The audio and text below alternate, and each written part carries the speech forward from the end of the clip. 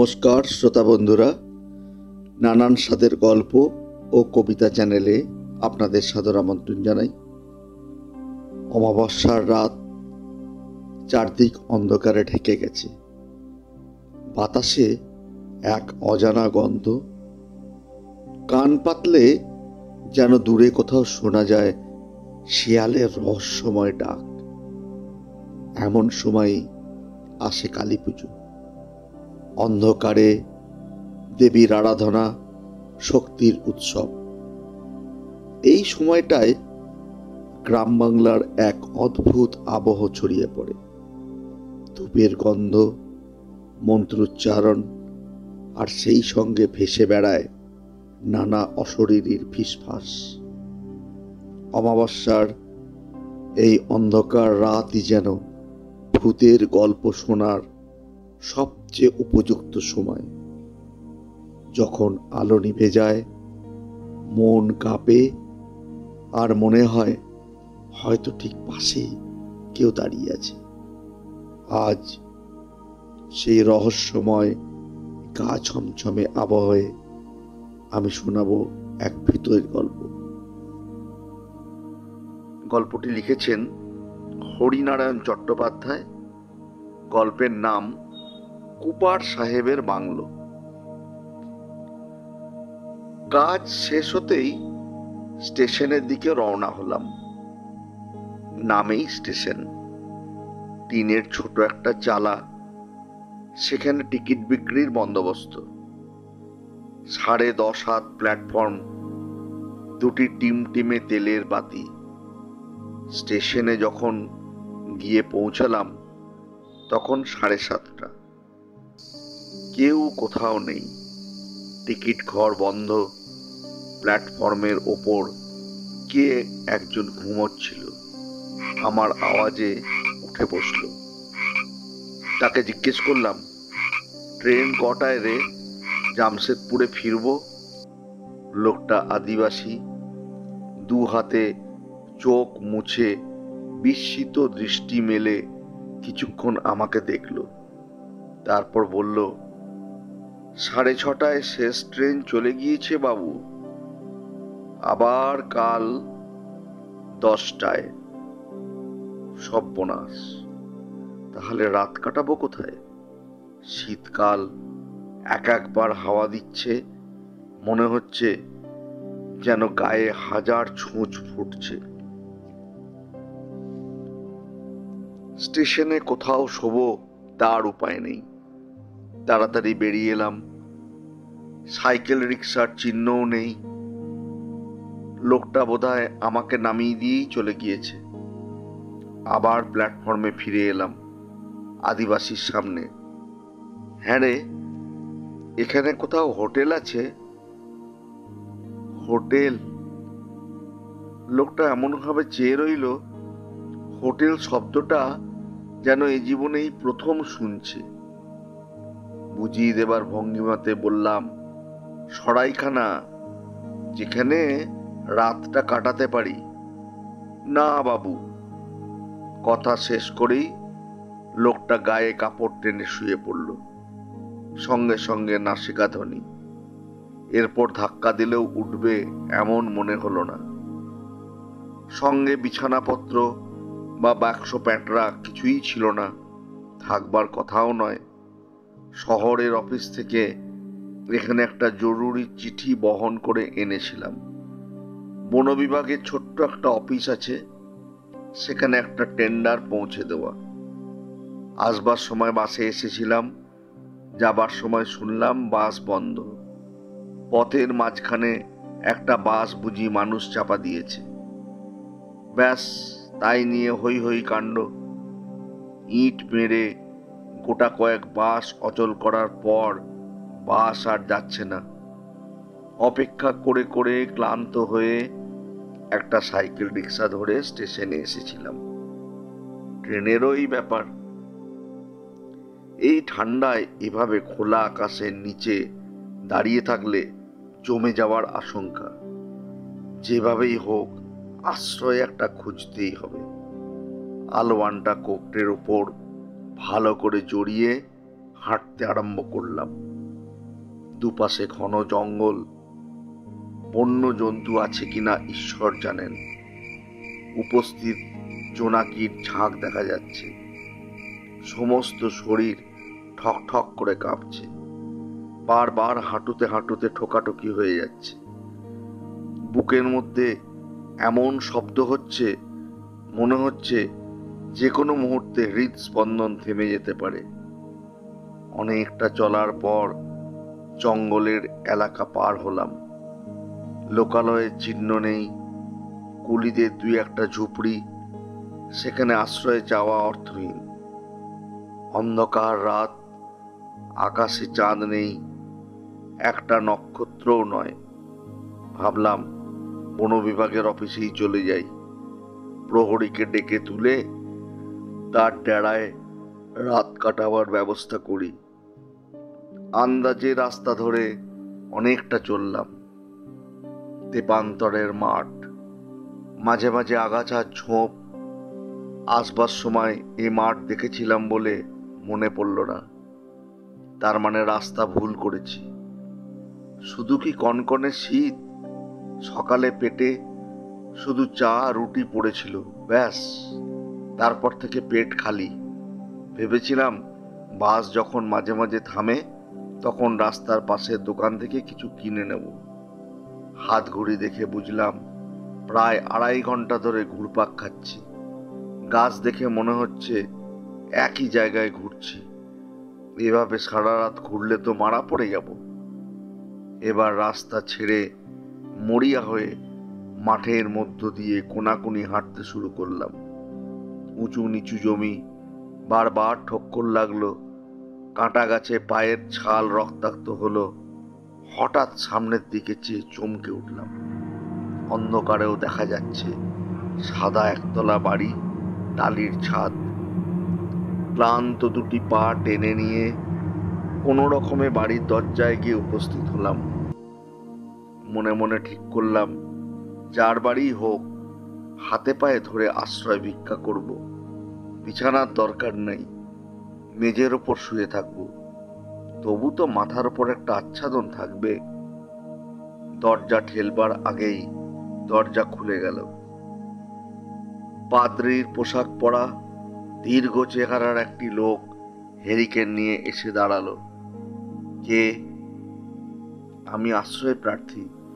শীতে ঘুরে ঘুরে ক্লান্ত হয়ে পড়েছি। দয়া করে যদি একটু আশ্রয় দেন আজকের রাতটুকুর জন্য। আসুন আসুন। পাদ্রী একপাশে সরে দাঁড়ালো। আমি তার গা ঘেঁষে ছুটে ভেতরে গিয়ে দাঁড়ালাম। সামনেই আগুন জ্বলছে। ফায়ার প্লেসে অনেক কাঠ জড়ো করা। আমি আগুনের সামনে বসে হাত পা সেঁকতে লাগলাম। আহ, কি আরাম! ঈশ্বর করুণাময়, প্রাণটা বাঁচল। পাদ্রী দরজা বন্ধ করে পিছনে এসে দাঁড়ালো। এখানে কোথায় এসেছিলেন? বন বিভাগের অফিসে। বন বিভাগের অফিস? সে তো এখান থেকে মাইল 10 কম নয়। আমার দুর্ভোগের কথা বললাম। পাদ্রী সমবেদনা সূচক শব্দ করে বলল, পুওর বয়, অনেক কষ্ট পেয়েছেন। বুঝতে পারছি আপনি ক্ষুধার্ত, কিন্তু আমার ভাঁড়ার একেবারে খালি। আমি 8টায় খেয়ে নিয়েছি। বোধহয় একটা ডিম পড়ে আছে, সেটি আপনাকে দিতে পারি। ছোট একটা ডিম অমলেট করে পাদ্রী নিজে আমার মুখের সামনে ধরল। ক্ষুধার্ত কুকুরের সামনে রুটির টুকরো ফেলে দিলে যেমন হয়, তেমনি ভাবে আমি অমলেটের ওপর ঝাঁপিয়ে পড়লাম। কয়েকটা মুহূর্ত, তারপরেই প্লেট পরিষ্কার। ধপধপে কোমল বিছানা, গরম কম্বল। পাদ্রী দরজাও পর্যন্ত দিয়ে গেল। আর দেরি করবেন না, আপনি ভীষণ পরিশ্রান্ত, শুয়ে পড়ুন। আশা করি কাল বাস চালু হয়ে যাবে। খুব সাবধানে দরজা ভেজিয়ে পাদ্রী বেরিয়ে গেল। কম্বলটা গায়ে জড়িয়ে বিছানায় শরীর ঠেকাবার সঙ্গে সঙ্গে গভীর নিদ্রায় মগ্ন হয়ে গেলাম। রাত কত জানবার উপায় নেই। হাত ঘড়িটা খুলে জানলার তাকে রেখে দিয়েছিলাম। হঠাৎ চোখে উজ্জ্বল আলো লাগতে চমকে চোখ খুললাম। ভোর হয়ে গেল বোধহয়। কাঁচের জানলা দিয়ে সূর্যের আলো এসে পড়েছে। ঘুমের ঘোর কাটতে একটু সময় নিল। চোখ চেয়ে যা দেখলাম তাতে আমার শরীর রোমাঞ্চিত হয়ে উঠল। খাড়া হয়ে উঠল চুল। উজ্জ্বল হেরিকেন হাতে একটা মুখ আমার উপর ঝুঁকে পড়েছে। মুখ বললাম বটে, কিন্তু মুখ নয়, একটা মরার মাথা। চোখের জায়গায় বিরাট গর্ত, দাঁতগুলি বেরিয়ে আছে। এই যে জ্যান্ত মানুষ গো! কতদিন পরে জ্যান্ত মানুষ দেখলাম, তাও আবার পুরুষ মানুষ। পুরুষ মানুষ কথাটা উচ্চারণ করার সঙ্গে সঙ্গে মনে হলো চোখের আলো থেকে তীব্র লাল আলো বিচ্ছুরিত হলো। খটখট করে উঠল দাঁতের শাঁট। এই পুরুষগুলোকে যদি দুনিয়া থেকে মুছে ফেলতে পারতাম। কথাগুলো সব আমার কানে এলো, কিন্তু সমস্ত ইন্দ্রিয় এত ক্লান্ত যে সব কিছু শোনার বা বোঝার সাধ্য আমার ছিল না। কি হয়েছে রে, কি হয়েছে? আর একটা কর্কশ শব্দ কানে এলো। চোখ ফিরিয়ে দেখলাম আলোর আওতায় আর একটা মুখ ভেসে উঠল। এও মুখ নয়, করটি। শূন্যে শুধু মুখটা ভাসতে ভাসতে এলো। এই দেখ, জলজান্ত পুরুষ এসেছে, গায়ে মাংস রয়েছে, আরাম করে আমাদের জমিতে শুতে এসেছে। বলিস কি জোয়ান, স্পর্ধা তো কম নয়। তোর তো মনে আছে আমার কথা। ওমা, মনে আবার নেই? এই তো সেদিনের কথা। আমার চোখের সামনেই তো সব কিছু ঘটল। আমি তো কোনোদিন ভুলব না। সে ঘটনা ভোলা যায় না ডরথি। এইটুকু বুঝতে পারলাম দুজনেই মেয়ে।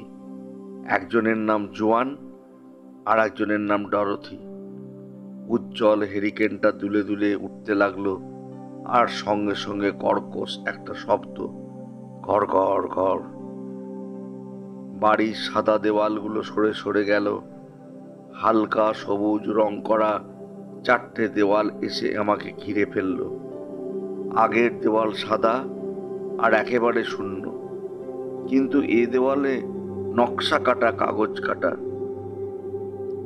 গোটা দয়েক ছবি টাঙানো রয়েছে, একটা ক্যালেন্ডার। আমি অবশ হয়ে পড়ে আছি। 2-1বার উঠবার চেষ্টা করেও পারলাম না। নিজের গায়ে চিমটি কাটলাম, বেশ লাগলো। তার মানে আমি সজ্ঞানে রয়েছি। তাহলে চোখের সামনে এসব কি? অমলেটের সঙ্গে অল্প একটু জল খেয়েছিলাম, পাদ্রি দিয়েছিল। সেই জলের মধ্যে কি মাদক দ্রব্য কিছু মেশানো ছিল, যার ফলে চোখের সামনে অলৌকিক এসব দৃশ্য আমি দেখে চলেছি? একটু দূরে কোলাহল শোনা গেল, পুরুষ পুরুষ কণ্ঠ।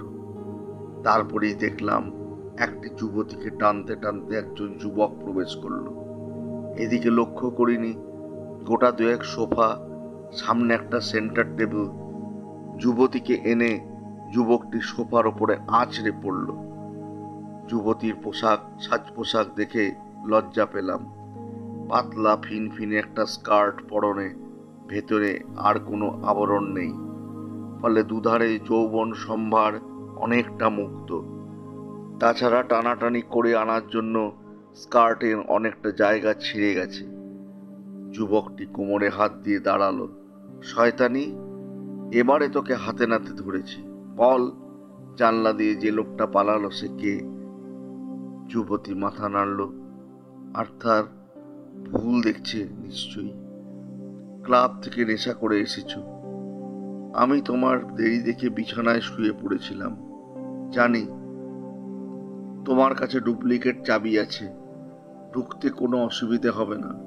যিশু দিব্যি, আমি তোমাকে সত্যি কথা বলছি। যুবক সজোরে যুবতীকে এক লাথি মারল। যুবতী সামলাতে না পেরে কৌচ থেকে মেঝের ওপর গড়িয়ে পড়ল। পোশাক সরে গিয়ে ঊর্ধ্বাঙ্গ একেবারে অবারিত। বীজ, তোর এই পাপ শুনে যিশুর পবিত্র নাম উচ্চারণ করিস না। যে লোকটা পালালো সে কপার কারখানার ম্যানেজার হালদার। তা আমি জানি। তোদের আশ নাই অনেক দিন থেকে চলছে, সে খবরও আমি রাখি। আমি শুধু ধরবার অপেক্ষায় ছিলাম। তুমি মিথ্যে দোষারোপ করছো আর্থার। ডরথিকে জিজ্ঞেস করো, সে তোমাকে সব কথা বলবে। ডরথি? আর্থার মাটিতে থুতু ফেলল। সে তো আর একটা শুকরী। তার কাজ কলোনির মেয়েদের পুরুষ জোগানো স্বামীর অনুপস্থিতিতে। তা আমার জানতে বাকি নেই। তাকেও আমি ছাড়ব না। সে অনেক ঘরের শান্তি নষ্ট করেছে। তাকে দুনিয়া থেকে হটাতে হবে। তুমি সব বাজে কথা বলছো। নিজের দোষ ঢাকবার জন্য এসব কথার অবতারণা করছো তুমি। চপড়াও। আমি ক্লাবে জুয়া খেলি, মদ খাই, কিন্তু কোনোদিন কোনো মেয়ে ছেলের দিকে চোখ তুলে চেয়েছি? কেউ বলতে পারবে? হ্যাঁ হ্যাঁ, জানি। পুরুষ মানুষের 7 খুন মাপ। দোষ করে আবার উল্টো পাল্টা কথা। এবার আর্থার সজোরে যুবতীর পেটে এক লাথি মারল। 2 হাতে পেট টিপে ধরে যুবতী কোকিয়ে উঠল। কি সর্বনাশ করছো তুমি? জানো না আমার পেটে তোমার সন্তান? আমাদের ভবিষ্যৎ বংশধরকে তুমি মেরে ফেলবে? আর্থার যুবতীর চুলের মুঠি ধরে টেনে তুলতে যাচ্ছিল। কথাটা শুনে থমকে দাঁড়িয়ে পড়ল। আমার সন্তান? নিশ্চয়ই। তোমার ছাড়া কার? জোয়ান আর আর্থার পিটারের সন্তান। ছেলে হলে এর নাম রাখবো ড্যানিয়েল, আর মেয়ে হলে ক্যারোলিন। জোয়ান আর বলতে পারল না। আর্থারের উৎকট হাসির শব্দে মাঝপথে থেমে গেল। দেওয়ালে একটা কোট টাঙানো ছিল। হাসতে হাসতে আর্থার কোটের পকেট থেকে একটা খাম বার করল। সেই খাম খুলে একটা কাগজ বের করে চেঁচিয়ে উঠল, দেখো, ডাক্তার সেনের রিপোর্ট। আমি কোনোদিন সন্তানের জন্ম দিতে পারবো না।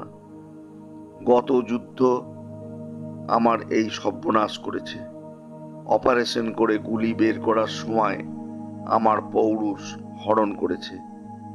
কাজেই যেটা তোর পেটে এসেছে সেটা নেটিভ হালদারের দান। নিজের কথায় নিজে ধরা পড়েছিস শয়তানি। আজ তোর শেষ দিন। আর্থার কোমর থেকে রিভলভার বার করলো। রিভলভার দেখে জোয়ান মরিয়া হয়ে আর্থারের ওপর ঝাঁপিয়ে পড়ল। দুজনে ধস্তাধস্তি হলো। আমি বুঝতে পারলাম ঘামে আমার সর্বাঙ্গ ভিজে গেছে। চেঁচাতে গিয়ে দেখলাম গলা থেকে কোনো স্বর বের হচ্ছে না। চোখের সামনে একটা নারকীয় ঘটনা ঘটে যাবে, অথচ নিজে আমি অসহায়ের মতন তাই দেখব ভাবতেও খারাপ লাগলো, কিন্তু নিরুপায়। উঠে বসবার শক্তিও সংগ্রহ করতে পারলাম না। কি হচ্ছে আর্থার? বাড়িটা নরককুণ্ড করে তুলছ যে। জানলার কাছে আর একটি তরুণী এসে দাঁড়ালো। জোয়ান মেয়েটিকে দেখে চিৎকার করে উঠল, ডরথি, আমাকে বাঁচাও! পশুটা আমাকে শেষ করে দিতে চাইছে। মুহূর্তের জন্য জোয়ান একটু অন্যমনস্ক হয়ে গিয়েছিল। আর্থার এই সুযোগ হারালো না। রিভলভারের নল একেবারে জোয়ানের মাথায় ঠেকিয়ে ট্রিগার টিপল। ক্রম! নীল আলোর শিখা সঙ্গে সঙ্গে ঘিলুর কিছুটা ছিটকে দেওয়ালে আটকে রইল। জওয়ানের শরীরটা 2-1 মুহূর্ত স্থির হয়ে রইল, তারপর টলে পড়ল মেঝের ওপর। সারা মুখ রক্তে ভেসে গেল। খুন, খুন! আর্থার খুন করেছে! ডরথি চিৎকার করে উঠল। তোকেও শেষ করব, সাক্ষী রাখতে নাই। আর্থার রিভলভার হাতে জানলা দিয়ে লাফিয়ে বাইরে পড়ল। একটু পরেই গ্রুম করে আরো শব্দ, নারী কণ্ঠের চিৎকার, তারপরেই অখণ্ড নিস্তব্ধতা। বোঝা গেল আর্থারের দ্বিতীয় গুলিতে ডরথি খতম। আবার উঠবার চেষ্টা করলাম, পারলাম না। ঘড়ঘড় ঘড়ঘড় একটা শব্দ। বিরাট একটা কাঠের চাকা যেন ঘুরছে। দেওয়ালগুলো সব সরে গেল। বুঝতে পারলাম আবার পুরনো দেওয়াল ফিরে আসবে, পুরনো পরিবেশ। কিন্তু না, এবার কোনো দেওয়ালই ফিরে এলো না। পরিবর্তে কনকনে ঠান্ডা হাওয়া হাড়ের মধ্যে ঢুকে রক্ত জমিয়ে দেওয়ার মতন অবস্থা। হাত দিয়ে অনুভব করলাম বিছানা উধাও, ভিজে ঘাসের ওপরে শুয়ে আছি। শিশিরে ভেজা মাঠ, আকাশে দু একটা নক্ষত্র মিটমিটে দীপ্তি। তার মানে অনাবৃত আকাশের তলায় মাটির শয্যায় শুয়েছিলাম। উঠে বসলাম। সারা রাত ঠান্ডায় শুয়ে হাত পা নাড়াবার সাধ্য নেই। হিমে আড়ষ্ট, অনেক কষ্টে উঠে বসলাম। রাত প্রায় শেষ, পূর্ব দিকে আলোর আঁচড়। এবার ভোর হবে। একটু একটু করে আলো ফুটল। পরিবেশের দিকে নজর দিয়েই আবার চমকে উঠলাম। কবরখানার দিকে শুয়ে আছি। একেবারে দুপাশে দুটো কবর। ঝুঁকে পড়ে প্রস্তর ফলকের লেখা পড়লাম, জোয়ান পিটার, জন্ম 1926, মৃত্যু 1950। এপাশের প্রস্তর ফলকে দেখলাম ডরথি জোন্স, জন্ম 1920, মৃত্যু 1950। জানি না এগিয়ে গেলে আর্থারের কবরও দেখতে পাবো কিনা। আগ্রহ আর সাহস কোনোটাই হলো না। বুঝতে পারলাম মেরুদণ্ড বেয়ে ঠান্ডা একটা শিহরণ, বুকের স্পন্দন ততোধিক দ্রুত। যেমন করে হোক এ পরিবেশ ছেড়ে পালাতেই হবে। সম্ভবত কাল আশ্রয়ের আশায় মাঠে মাঠে ঘুরে ক্লান্ত হয়ে এই কবরখানার মধ্যেই শুয়ে পড়েছিলাম। তারপর উত্তেজিত হয়ে বিচিত্র স্বপ্ন দেখেছি। উঠে পড়লাম। রাস্তার দিকে এগোতেই মুখোমুখি দেখা হয়ে গেল। একটা শাল গাছের নিচে পাদ্রী দাঁড়িয়ে আমাকে দেখে বলল, আশা করি ভালোই ঘুমিয়েছেন। এই রাস্তা ধরে সোজা চলে যান, বাস স্টপ পাবেন। প্রথমে বাস এখানে আসে 6টা 10-এ। মাথাটা ঘুরে গেল। পিছন দিকে ফিরে দেখলাম ঘন কুয়াশায় কবরখানা ঢাকা পড়ে গেছে। কিচ্ছু দেখা যাচ্ছে না। পাদ্রীকে বললাম, কাল তো আপনার বাড়িতেই আশ্রয় নিয়েছিলাম। পাদ্রী বলল, হ্যাঁ, এখানে আমার বাড়িকে সবাই কুপার সাহেবের বাংলো বলে। কিন্তু আমি কিছুই বুঝতে পারছি না। রাত্রে অদ্ভুত সব স্বপ্ন দেখেছি। জোয়ান ডরথি আর্থারের নৃশংস হত্যাকাণ্ড। জেগে উঠে দেখি কবরখানায় শুয়ে আছি। কি সব বলছেন? ওই তো আমার বাংলো। পিছন ফিরে দেখলাম কিছুই দেখতে পেলাম না। সামনের দিকে চেয়ে দেখলাম গাছতলায় পাদ্রী নেই, একেবারে ফাঁকা। আবার পিছনে ফিরে দেখলাম কুয়াশা সরে গেছে, কবরখানা পরিষ্কার দেখা যাচ্ছে। প্রস্তর ফলকগুলো শানিত বর্ষার মতন রোদে ঝকমক করছে।